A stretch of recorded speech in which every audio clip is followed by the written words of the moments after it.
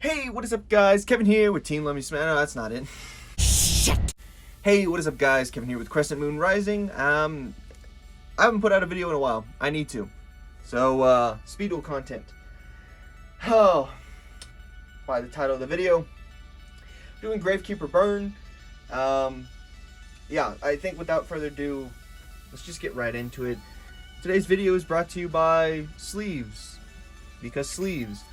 Okay, look, I'm not that much of a pompous asshole to talk about sleeves for about 3 to 4 minutes. But I am pompous of an asshole to go ahead and call other people out on shit like that. So, let's get right into it. First things first, playing Twisted Nightmare. You don't know what Twisted Nightmare does? Very, very simple, guys. Each time a player loses life points, you put a counter on it. You can put 3 counters on this max. And then once per turn during your main phase, you can activate one of the skill effects by removing a certain amount of counters. If you remove 2 counters, you get to rip a card out of your opponent's hand at random. And if you remove 3 counters, then you get to pop a face-up card on your opponent's side of the field. As for the deck, let's get right into it. Monsters. 3 Gravekeeper's Curse. Card's good. There's no reason not to play it. You're playing Burn, Gravekeeper's Curse. Yay, right?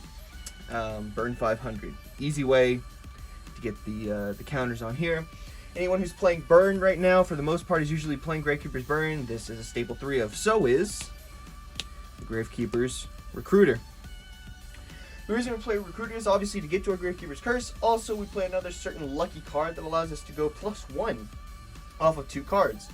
So yeah, very, very nice. And for the last monster we play, and this one's highly debatable, and I get why it's debatable, but Gravekeeper's Chief. You don't know what Gravekeeper's Chief does. It's level 5 Gravekeeper's monsters that once you tribute summon it, you can special summon a Gravekeeper monster from your graveyard. Normally summoning back the Gravekeeper's Curse that is being tributed off. But who knows, maybe you bring back the Recruiter. Situations do arise, right? Essentially, you could burn for 1,000 in a single turn, just with the Curse and the Chief, with Rite of Spirit to bring it back during your turn, the Curse, and then tributing off, and then bring back the Curse again as 1,000. But a lot of people want to play the Oracle instead. I get it. I understand why. However, personally, I feel this is better. Just for pushing that for that little extra bit of burn. And 1900 attack's nothing to sneer at either. It's only 100 less than the Oracle. Yes, Oracle, go ahead and you can destroy face down monsters. You can reduce your opponent's monster's attack by 2,000, but you really don't need it. But again, that's debatable. Your choice. You choose. Have a great success rate playing Chief over Oracle. So with that being said, we'll move on to the spells. We only play 3 spells, and that's 3 Wonder Wand. Why do we play 3 Wonder Wand? Why do we play Wonder Wand instead of Allure of Darkness, right? My main reasoning behind not playing Allure of Darkness is literally the fact that we are discarding a resource. Now hear me out. I already hear a lot of you in the comments, mad typing in the comments. What about Dust Tornado? It can just pop this instead and you don't get the draw 2. Okay? The draw 2 isn't that important to where the point where it's worth risking a resource for. This works perfectly fine. Along with this and the Recruiter, you can go +1. If you get it off, more than likely, you will get it off. Oftentimes, though, sometimes, yeah, you know, maybe you don't get it off. Oh well, it's alright. Nothing to cry over. Spilt milk, right? So, with that being said, this is why we play Wonder Wand instead of Allure of Darkness. I've seen people play Allure. They end up losing card advantage really quick, especially in the mirror match. You don't want that to happen. So, yeah, it doesn't do much. At least Wonder Wand, you're keeping resources in hand to use for later, even if they are other monsters. So that being said, we'll just move on from there. The rest are traps. We're playing the 3 standard Nightmare Wheel and 3 standard Zone of the Spirit. I don't think anybody's going to argue about this. 3 and 3. If you're playing Burn, you're playing 3-3.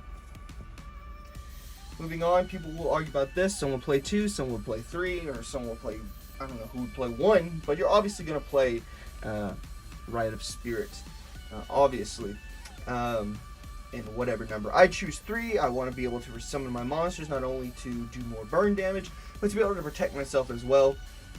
It's really, really good. You can always activate this in response to things, except the turn that you set it, obviously, right?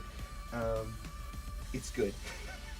That's all I can say about it, and that's what needs to be said about it, and that's why I play it at 3. Moving on from there. 2 Dust Tornado, yes, because people are playing, you're going to play against the mirror match, you're going to play against insects, you're going to play against, I don't know, if someone thinks they're going to be cheeky, you can play against harpies, popping their field spell before they start being able to pop your stuff, you know, all kinds of things. Card's just really, really good and really versatile for this format.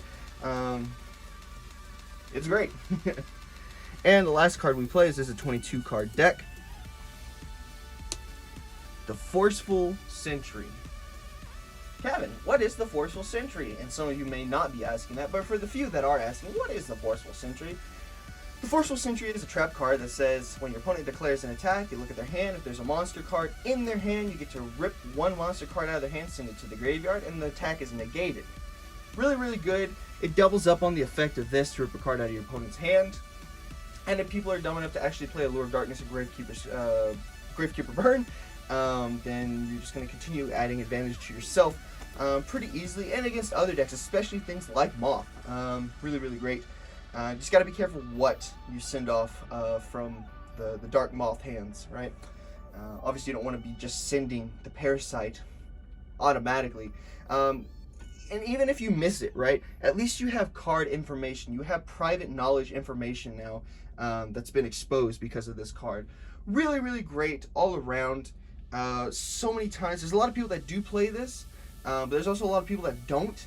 And so when you drop this on them and they go, what? They know what the card is, but they're like, why do you play this? This is stupid. Who plays that, right? It's more of a who plays that type of moment. But a lot of people do. And a lot of people, more people should. But with that being said, that's going to wrap up the deck profile. Yes, I know, very, very short. The deck's really good. I don't care what people say. People say, ooh, only Dark Moth has been topping. Only Dark Moth, Dark Moth has been getting first. Don't care, right? Deck's really fun. Their mirror match is really fun to play. One thing, though, I think a lot of people are going to be either nodding their head in agreement or very upset that I said this. Read your cards, please. Please read your cards. If you're playing on Dueling Book, read your cards. Nightmare Wheel. The opponent only takes damage during your standby phase. It's not both standby phases. Don't be taking damage during your turn because your opponent has Nightmare Wheel on their side of the field. It's only during their standby phase. And if they tell you take damage, tell them to read their damn cards. Okay? Okay, we're good. But that's going to be it for me, guys. What do you think about this deck? Leave a comment down below. How would you play it? What would you change? What would you keep the same? Give me feedback. I love that stuff. I'll be glad to discuss it with you. Or better yet, if you want to go into more detailed discussion, why not join our Discord? Link down in the description below. So, yeah. This was Kevin with Crescent Moon Rising. Don't forget to like, comment, subscribe, maybe to share here or there. Go ahead and check out all our links down below in the description. Everything that's down there. I don't even know what's down there anymore. It's been so long. Yeah. Until next time, guys. See ya. Thanks, I hate it.